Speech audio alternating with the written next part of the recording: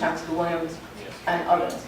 In terms of the preparation, whenever we're doing this type of a presentation, and because I like to utilize a formulation that was shared through us by the Honorable Dr. Fu-Kiau, who did a significant amount of work specific to Central Africa, but connected it to the educational experience and how we are to preserve our heritage, our traditions, our customs.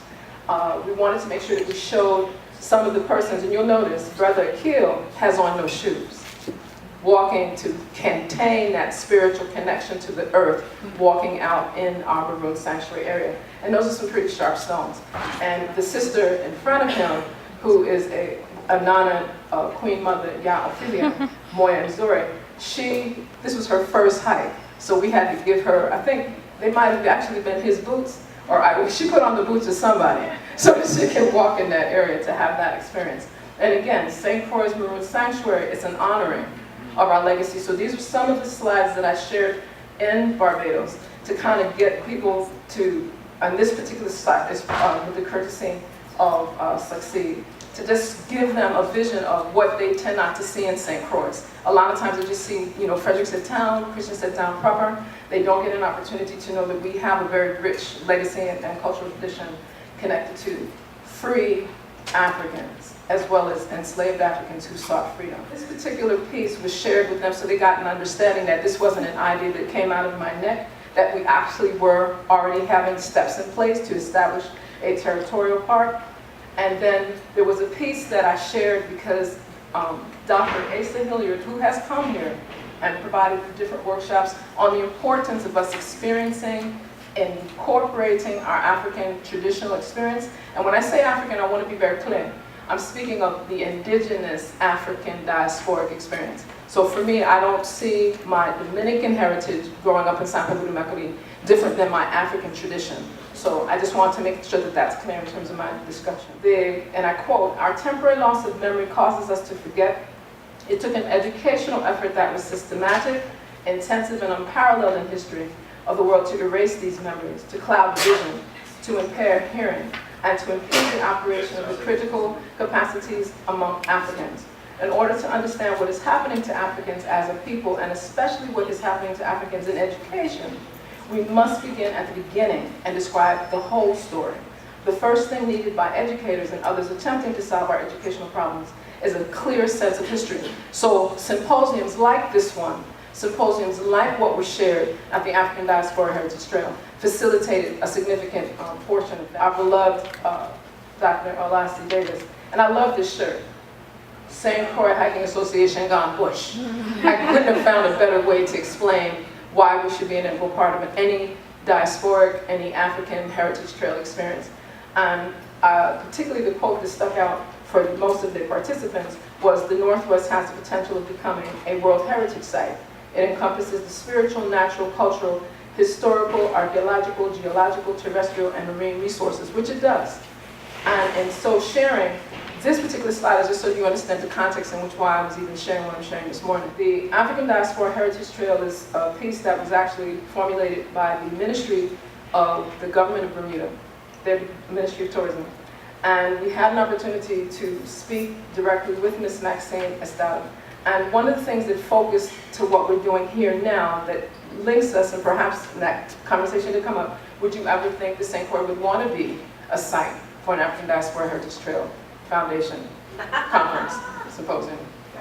Answer is okay, great. So the whole idea was to share that the foundation serves to identify places and phenomena relevant to the global presence and influences of the peoples and cultures of the African diaspora, and to develop mechanisms to promote and facilitate informed and socially conscious travel to these international ADHD sites. The mission of the foundation is empowering people of African descent, promoting cultural integrity, and achieving, what's that last part? Financial viability. That links directly to what Succeed is doing and all of our partners, all of the organizations that are part of it. So again, I kept showing them these pictures so that they could be immersed in the richness of St. Croix. And I said, this is just the Maroon Sanctuary component. I said, we could show you buildings, structures, we can show you various cultural experiences that are being preserved. I wanted to show what was at the University of West Indies, Cave Hill. What does that look like? The shape of the building. A stool, an Ashanti stool.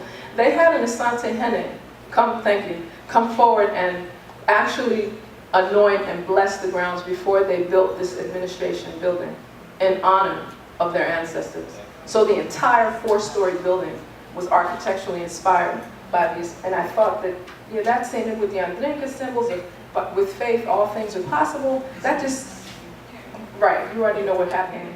But what was focused was what was going on inside of the facility, what kind of research they're doing at UWI, and to inspire some other similar activities here with our University of the Virgin Islands, which I did send some of these slides. Experience of being part of the African Diaspora Heritage Trail, especially since 2013 is the opening of the United Nations Declaration of the Global Decade for People of African Descent, and we are a part of that experience.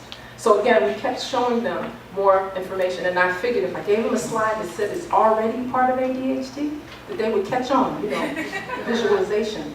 We even had, because they asked, were there any acts addressing land in this area? So we did have a discussion briefly on VI Act 4881, where there should be that set aside 1,000 acres and that should not be imposed on those new landowners in that region. So that's one of the things the Parent is really interested in supporting. Save the land, return the land to the people of the Virgin Islands into, what's that wonderful word? Perpetuity. Yes. So, and there's a law. If you don't, well, you can get a copy because this is in the presentation. And again, we have been doing St. Croix Maroon walks and ancestral walks, our legacy walks, for a long time. Maroon heritage is linked into 21st century culture, and that was shared even yesterday by Ankh's Executive Director, NswNeb Herishetapheru, who most of you know as Carl Christopher. Right, get it right. Neb Kara, Herishetapheru. We'll practice.